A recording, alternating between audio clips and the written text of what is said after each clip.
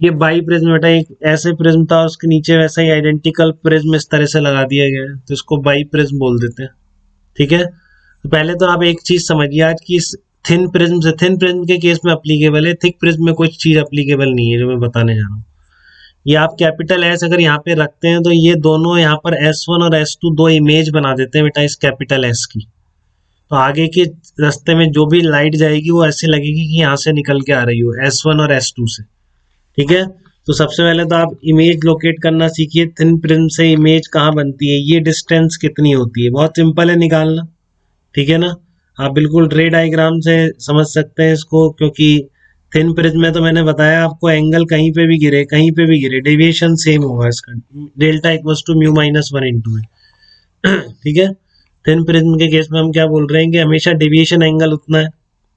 ठीक है, तो आप याद कर लीजिए, अगर आपको ये नहीं भी समझ आए तो याद जरूर रखना है। ठीक है ना, कि हर जगह से वेव का डेविएशन सेम है। और इमेज, अब ये इमेज प्रैक्टिकली देखिए बेटा कि यहाँ इमेज दिखती है इस तरह से। ठीक है, तो ये इमेज दिखती है, तो यहाँ पर बिल्कुल जस्ट इस लाइन के ऊपर जो डेविएट होके जा रहा होगा वो भी एंगल तो हमेशा डेल्टा रहेगा, उसको पीछे बढ़ाने पर वो रे भी यहीं से आती हुई लग रही होगी। ठीक है, तो जस्ट इस बेस वाले पॉइंट के ऊपर जो रेज है, ये डेविएशन कितना है इसका, डेल्टा है, तो ये भी डेल्टा हो जाएगा। अब ये जस्ट इसके ऊपर ही है, समझिए इस तरह से है, मतलब जैसे यहाँ पर है आपका ये प्रिज्म है इस तरह का। हाँ बोलिए बेटा, हाँ बोलिए बेटा।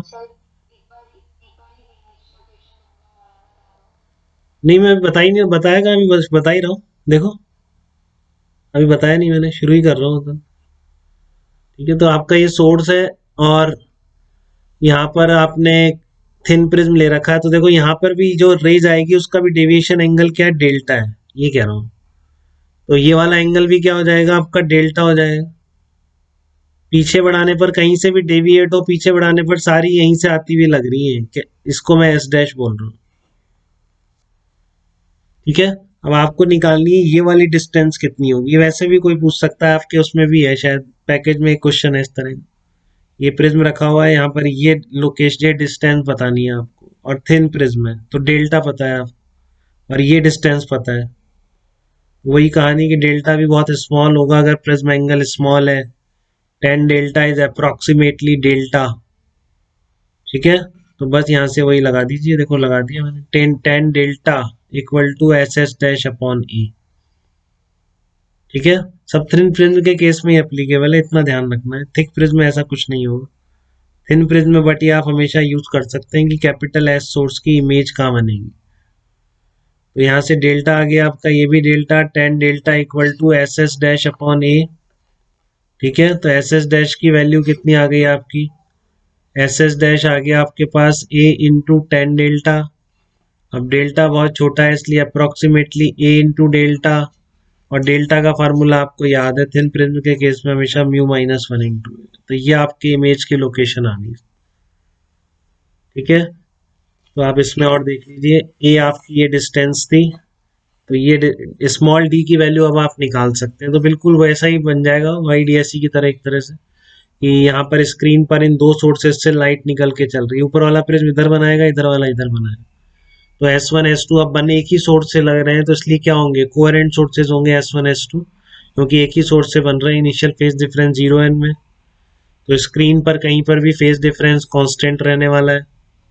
इसमें इंपॉर्टेंट चीज जो सबसे पूछता है वो इसकी फ्रिंज विड्थ पूछता है, कि पूरा सेटअप देके फ्रिंज विड्थ पूछ सकता है। तो देखो ए और बी, ए प्लस बी को मैं कैपिटल डी बोल सकता हूँ क्या, और स्मॉल डी मैंने यहाँ से निकाल लिया, देखो स्मॉल डी को लिख दूँ, अब ट्वाइस लिख दूँ उसका, twice of A mu minus one into है। ठीक है, और फ्रिंज विड्थ क्या होती है आपकी, lambda capital D upon small D, तो लेमडा आ जाएगा as it is, capital D आप देख रहे हो स्क्रीन और स्लिट्स का जो प्लेन होता है उसके बीच की डिस्टेंस, ये रही स्क्रीन और ये रही बीच की डिस्टेंस ए प्लस बी, तो कैपिटल डी इक्वल टू क्या आ गया, a plus b, small d यहाँ से रख दीजिए आप, lambda into a plus b upon small d की यहाँ से रख दी 2a into mu minus one into, ये फ्रिंज विड्थ कहलाएगी फ्रेजनल बाई प्रिज्म के केस में।